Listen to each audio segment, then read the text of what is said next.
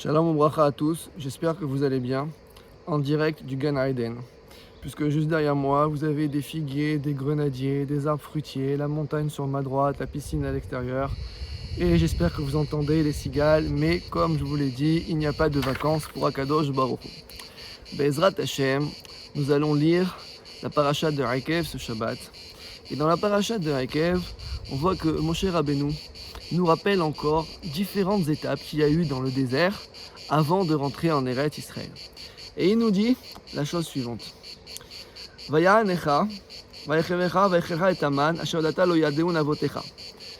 dit qu'on a mangé de la manne, cette manne-là, que nos pères ne connaissaient pas. Les manodiacha, afin que tu saches, qu'un homme ne vit pas simplement de pain, Ki al kol motzafi Adonai yachye Adam, mais que l'homme vit par ce qui sort de la bouche de Dieu, par les paroles de Dieu. Et juste avant, il nous dit, Ze 40 shana bamidbar, voici que c'était 40 ans dans le désert. Les ma'an ha'anotecha, afin que tu, ana, avec un dagage dans le noun, que tu aies une forme de souffrance, les nasotecha, que tu sois éprouvé, la da'at, pour que tu saches, et Hashem bilvavecha, dans le fond de ton cœur, atishmor mitzvotav imlo, si tu es capable de garder ou non les mitzvot. Alors, il y a deux courants de pensée pour savoir comment comprendre ces deux psukim. Le premier est de dire, nous sommes dans le monde olam hazé, le monde présent, et nous avons à accepter une forme de savlanout, une forme de souffrance. Comme on a lu dans Yov à Tisha B'Av, au Perek He, au chapitre 5, il y a marqué quoi là-bas? Adam l'Amal Yulad, un homme il est né pour le labeur. Et la récompense viendra plus tard. Quand plus tard? Peut-être plus tard dans ce monde-ci, ou alors simplement dans le monde à venir, dans l'Olam Haba. Mais le Rambam, Maïmonide, n'est pas du tout d'accord avec cette approche. Le Rambam explique, dans son livre Moreh Nevuchim, Perek Chav Dalet, le guide des égarés au chapitre 24, que en fait, ici, il s'agit avant tout d'un test, une épreuve. Un test qui ne va pas conditionner fondamentalement une souffrance. On peut avoir une épreuve sans souffrir. Et il nous dit, pour vérifier quelle est l'intensité et la force de notre émouna. Tel qu'il est marqué ici, Atishmor mitzvotav imlo. Si tu es capable de pouvoir garder les mitzvot ou pas. Et il nous explique pourquoi ceci est lié à la manne. Parce que la manne, on remettait les jeux et les compteurs à zéro tous les jours. La manne est tombée une fois par jour. Et puis quand on avait fini, il fallait attendre le lendemain. Et on donne un exemple. Imaginez-vous quelqu'un qui a un compte en banque. Il sait que son compte, il y a de l'argent. Donc il peut aller dormir tranquille, à moins d'avoir un problème, comme on dit en finance, overnight. Ça veut dire qu'au milieu de la nuit, on n'a plus d'argent. À ce moment-là, dis non. Tu sais que tu peux y aller dormir, le lendemain matin, tu vas refaire ton code et sur ton compte et tu vas retrouver la même somme d'argent. A priori, ça n'a pas bougé. La manne, c'est pas pareil.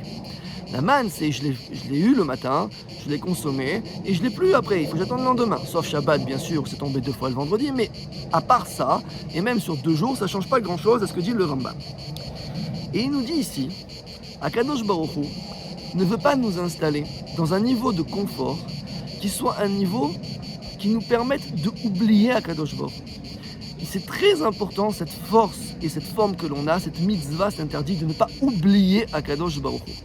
Et lorsque l'on avait cette manne qui tombait une fois par jour et qu'il fallait attendre le lendemain pour la récupérer, alors, une fois qu'elle a été finie, la seule chose qu'on peut dire c'est Emunat Hashem. Maintenant, il y a une autre chose. La Parsouk dit la da'at, afin que tu saches, une forme de connaissance, reconnaissance. Il dit nasotecha, pour t'éprouver. Nasotecha, ça vient du mot nes. Nes, c'est pas nisayon, une épreuve. Certes, c'est la même racine, mais ça veut dire le miracle. De quoi on parle? Un miracle, il faut qu'il soit public. Afin que le miracle soit publié au niveau de ton propre camp et au niveau des nations du monde. La da'at, que tu fasses en sorte qu'il y ait un da'at, une connaissance générale de quoi? De la main de Dieu dans le monde. Mais, si on regarde un peu plus près, on peut extrapoler ces 2 points du Rambam en 2 points différents. Premièrement,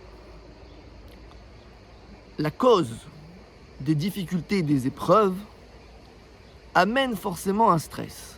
Même celui qui est le plus grand Baal Emouna, qui a la plus grande foi, quand l'épreuve arrive, on l'a un petit peu bougé.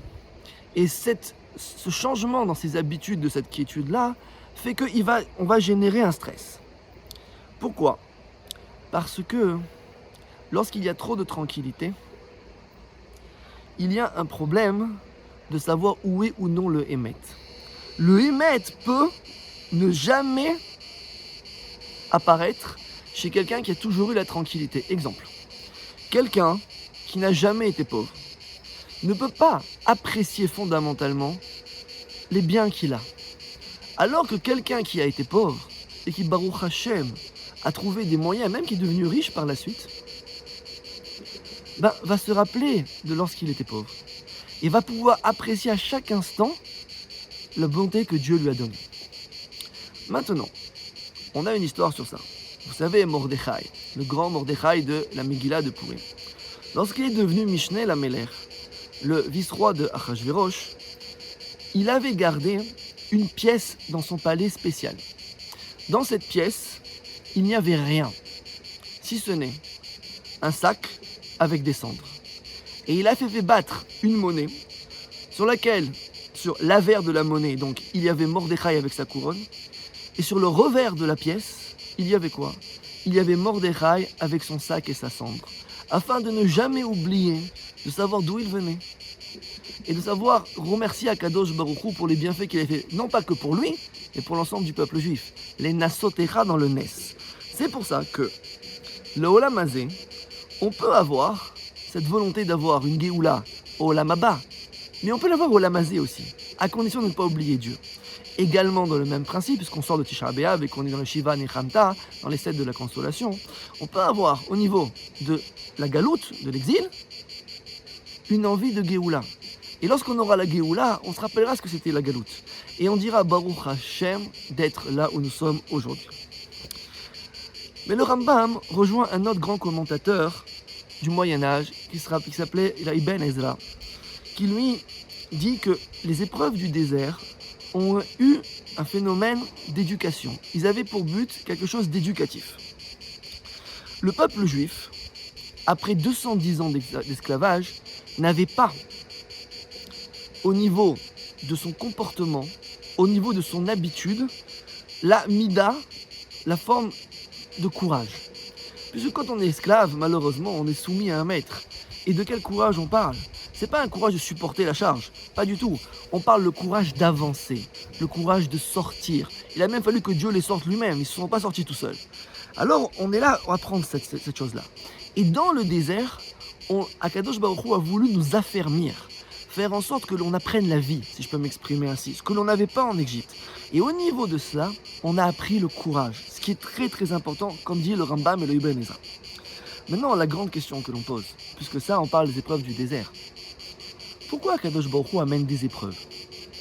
Alors, il y a toute une sugya dans la Gemara, Masechet Brachot Daf He, page 5, qui va nous dire le pourquoi du comment, et que quand on a des épreuves, on doit respecter à Ma'asav, on va regarder qu'est-ce qu'on a bien pu faire avant, faire Teshuvah, et il y a marqué par contre, si c'est un tzaddik gamour, qui a regardé dans ses actes passés, qui n'a rien trouvé de mauvais ou de répréhensible, la Gemara dit, c'est ce qu'on appelle Isurim Shel Ahava, les épreuves par amour. Akadosh Baruch Hu va faire en sorte de nous éprouver pour qu'on publie la connaissance des bienfaits d'Akadosh Baruch Hu lorsque l'on sort des épreuves. Regardez, lisez le livre de Yov. Le livre de Yov, c'est des épreuves terribles. Et à la fin, qui parle en dernier ? Pas Eliphaz, Athémani, ainsi de suite. Qui parle en dernier ? Akadosh Baruch Hu. Pourquoi ? Parce que Yov lui-même, qui n'était pas juif, a publié par son acte de courage le fait que Dieu guide le monde. Ashgacha Pratit. Ce que dira les Avdil Avdalot Nietzsche, ce qui ne vous tue pas vous rend plus fort. De manière claire, lorsqu'on a une épreuve, on la prend Bessimha. On sait que c'est la Da'a d'Akadosh Baruch Hu. Et là, pourquoi ? Parce que, je relis le pasuk, on ne vit pas simplement de pain. Kilo ala lechem levado yechei adam. L'homme ne vit pas simplement de pain, de matériel, de confort. Ki alkol motzafi Adonai yechei adam. Mais de tout ce qui sort de la bouche de Dieu, l'homme vit, y compris le matériel, mais pas que. Donc il a fallu pendant ce temps du désert l'apprentissage de la confiance dans Akadosh Baruch Hu.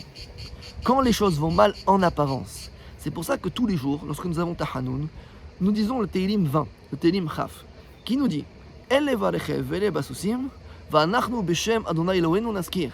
Eux, ils croient dans les chars et dans les chevaux, c'est-à-dire la puissance visible de l'armée. Va'anachnu beshem Adonai Eloheinu naskir. Quant à nous, on ne se contente que de quoi? Beshem Hashem Elokeinu naskir. De simplement donner, prononcer, rappeler le nom de Dieu, ça suffit. Pourquoi? Ashgaha pratit. On est ici, là. Il ne s'agit pas en conclusion, d'accord, de rentrer dans une peine lorsqu'on a une épreuve. Mais c'est un test, c'est un accomplissement personnel pour se rendre compte, je rappelle, la da'at de la présence d'Akadosh Baruch Hu à nos côtés et de propager cette idée à travers notre peuple et à travers le monde. Je vous rappelle que le Mashiach ne viendra que pour une chose, propager le nom de Dieu à travers l'ensemble de la terre. Et pour terminer, cette paracha s'appelle Aikev. Aikev, ça veut dire le talon. La Gemara viendra nous dire que Avraham Avinu, c'est au moment où il a atteint toute sa vie la maturité du Aikev. Pourquoi? Parce que Aikev, ça fait Gematria 172. Et la Gemara nous dira que Avraham Avinu a connu Dieu à l'âge de 3 ans. Il a vécu 175 ans. Donc Aikev, qu'est-ce que c'est? C'est la faculté de suivre. Yaakov, c'est le talonné, mais c'est celui qui suivra. Suivra qui? Akadosh Baruch Hu. Peut devenir quoi? Israël. Yachar El, Sar El, droit aux yeux de Dieu, le prince de Dieu. Dans ces 7 semaines où nous nous rapprochons de Dieu par la Nechama, qu'est-ce que c'est? La consolation. Ça peut me dire, c'est pas grave mon fils, et on reprend comme on était avant. Pas du tout. C'est pas grave mon fils, apprends de tes erreurs et avance dans mes voies. Yeh Ratson, que l'on puisse avancer dans ses voies et attendre l'arrivée de Mashiach Bimera Benu. Amen. Vechen Yeh Ratson. Shabbat Shalom.